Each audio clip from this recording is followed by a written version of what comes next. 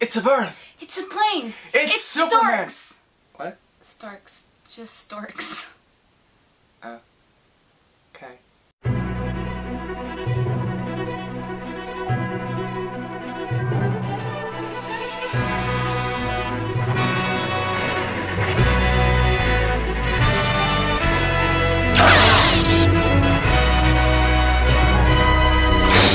Hello my beautiful geekies! Special review with a guest today!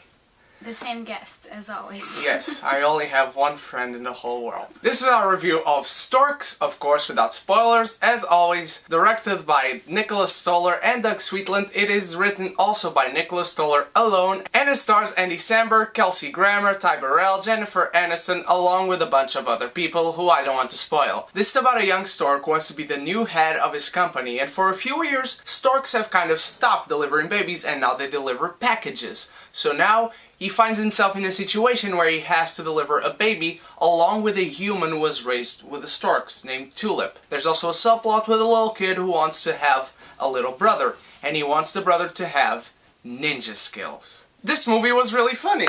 It was really funny. I haven't laughed with an animation movie for some time now. Usually they're always heartbreaking. They have a few jokes here and there, but this one was pure comedy. From the visual gags to the setups to the payoffs and to the bird puns they have in there. The wolves are the best part of this movie, definitely. The wolves and maybe the penguins, even though they are in like one scene. Yeah, you don't even think it's ridiculous after a while, because you're just like used to the tone of the movie. Yeah, because even they say it's ridiculous. Yeah. I don't want to spoil if you've not seen the trailers, but the wolves do kind of impossible things.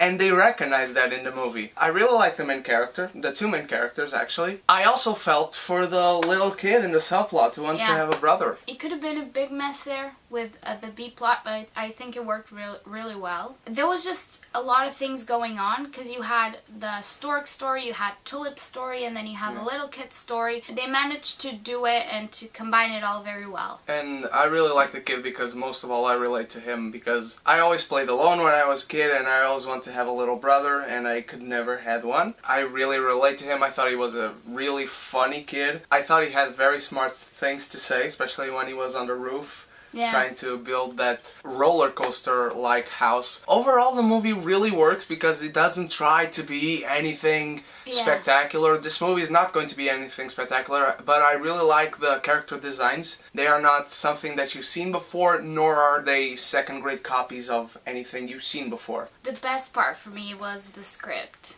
I thought it was really funny, really smart. It's definitely not like the best script of this year in terms of animation. We all know where that stands, but I thought it was really funny, and we had like low expectations for the movie. Yeah, I didn't have any expectations at all. I mean, I just thought it would be cute because of the babies. The babies are adorable.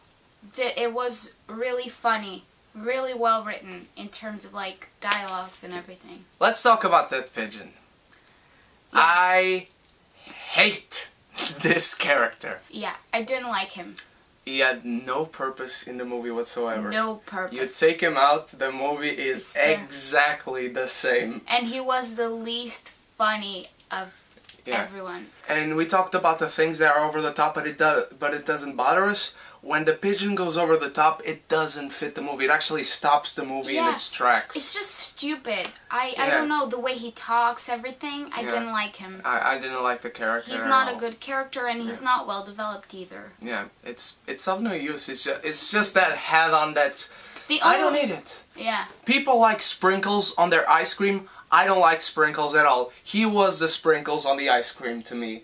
Oh, okay. I like sprinkles, so he wasn't the sprinkles to me. You have a couple of cliched moments and moments that you know their use of in the movie. There's one very quick scene, a conflict emerges that is nonsensical when they are on the boat, on the ship, and I'm not going to say anything else. The conflict with the main characters, like their relationship, because they have a lot of chemistry. But as always, like in every movie, there has to be something that kind of breaks them up. And even the conflict itself is one of those cliche things that you've seen before, but it doesn't take a whole lot to get through with. and the movie just quickly moves forward. It's really funny, the characters are good, they're really quirky, they're really unique. The message gets across, it's not made corny, it's not something that gets shoved in. The message is there from the beginning, and for some people it will get you maybe tearing up. I've heard of people who get teared up in this movie. It gets the good message across. I did. At the end,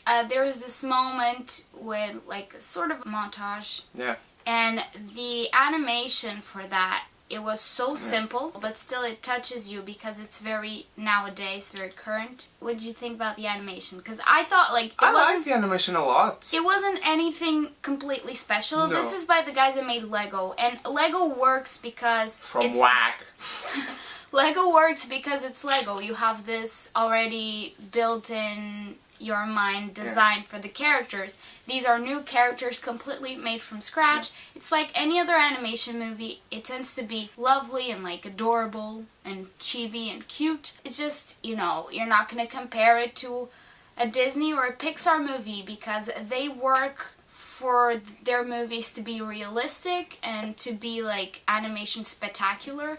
And this movie was just, we're gonna do animation because we want to do a movie for kids. It wasn't trying to be better at that point. And for Nicholas Stoller to go in such a different route that he usually goes, the director of Neighbors and all those kind of raunchy comedies, I thought he did a really good job. It's a good movie, good characters, a nice flowing story, good comedy, good animation. It has cliche moments, it has one completely wasteful character that has no purpose in the movie, but all besides that, it's really fun. It's 90 minutes, doesn't need to be any longer, and it wasn't. Even if you're not gonna watch it with kids. Imagine like you have nothing else to watch. Watch it because it's funny and it's entertaining.